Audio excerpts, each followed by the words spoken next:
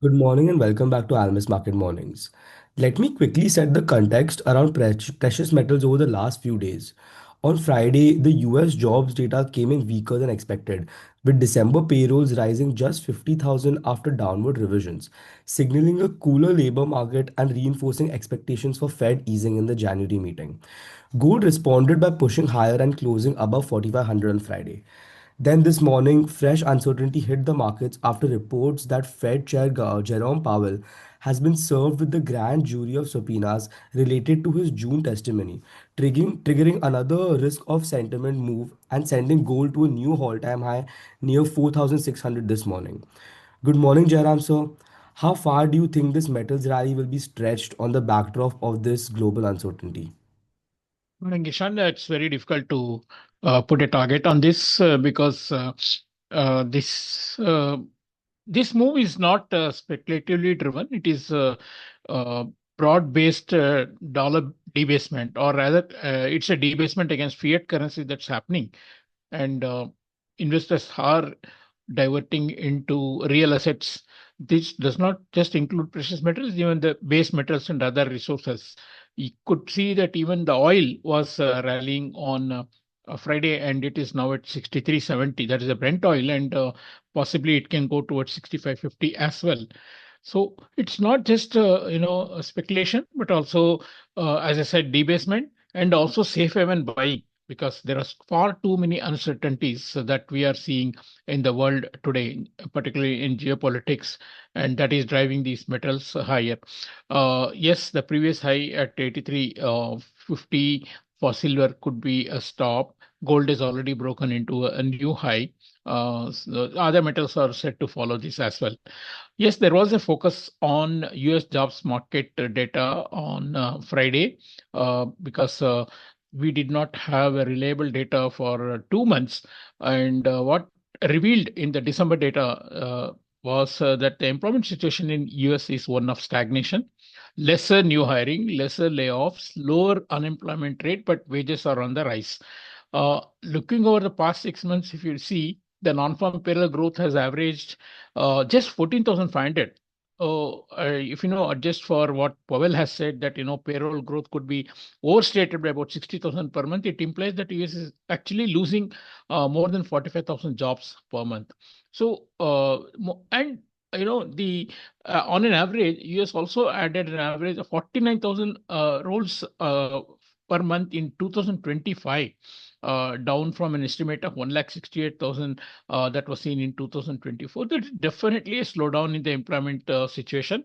But at the same time, as we have shared earlier also, we are seeing growth in the US economy. GDP has been better. Estimates suggest that the full year GDP for 2025 could be as high as 2.2%, slightly better than last year. So it's a jobless growth that we are seeing. US assets are performing well. Even the bond market, which has the headwinds like higher fiscal deficit and also the higher debt, is not impacted. So as of now, from investment perspective, dollar is still a better place, or the more profitable place to be in. That is where the dollar strength is also coming in. Apart from the payroll data, we also had preliminary Michigan survey on consumer sentiment, which improved from the previous month to 54 from 52.9. Even the current conditions and consumer expectations were higher. But while they were higher compared to the month of December, the overall trend over the last 1 year has been substantially on the downtrend.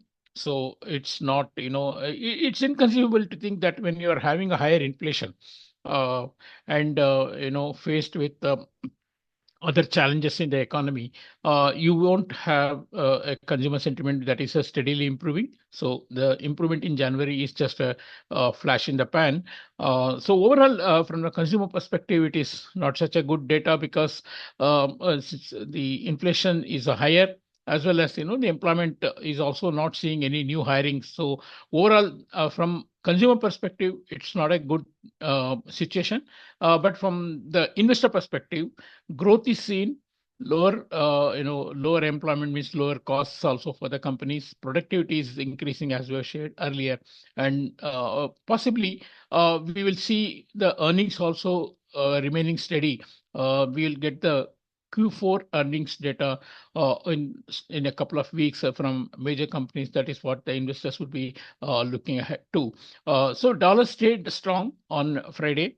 As far the monetary policy is concerned, I think while employment situation may, uh, you know, prompt some people to call for a rate cut in January, it's very unlikely because the inflation has been sticky. We'll of course have the updated inflation number, more reliable data on inflation tomorrow from US, and that is expected to show slight inch up. I'm not in the camp of a rate cut in January. Possibly in March we could see one. So dollar remains supported, and of course the geopolitics also is supporting dollar because after Venezuelan operation, market is now looking ahead to uh, how US approaches the Iran, Greenland. They have already stated some strong statements about how they could go about taking over. So these are the concerns in the minds of investors rather than the economic data. It is the earnings, it is the profits from US assets, and also the geopolitics that is really driving money into the US, and hence the dollar remains strong as well. As far as this week is concerned, as I said, focus will be on geopolitics and, of course, CPI number from US tomorrow, retail sales, and PPI. These are important numbers that market will be able to get after some time because of government shutdown. The number which had been released earlier had not been very reliable.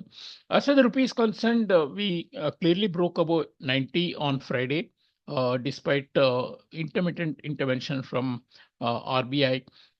As you would have seen, even the Indian equities have been grossly underperforming. If you look at the global markets, they have posted anywhere between 1.5 to 2.5% in major markets gain, while in India the markets have the benchmark index has actually been on the losing side about 2%, and the FI number has now for equities has crossed 1.2 billion as well.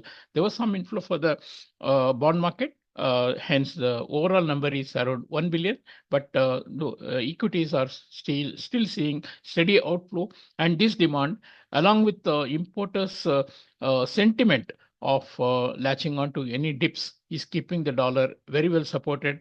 And as we established ourselves well above 90 on Friday, even the export hedging has been on the wane. So only supply is coming from RBI, which is looking to control the rupee's faster depreciation. Definitely, we are seeing an attempt to break 90.50, which is a key level immediately on the upside, and breakup that could see the previous high at 91.07 being tested. So in India also we have the inflation number today.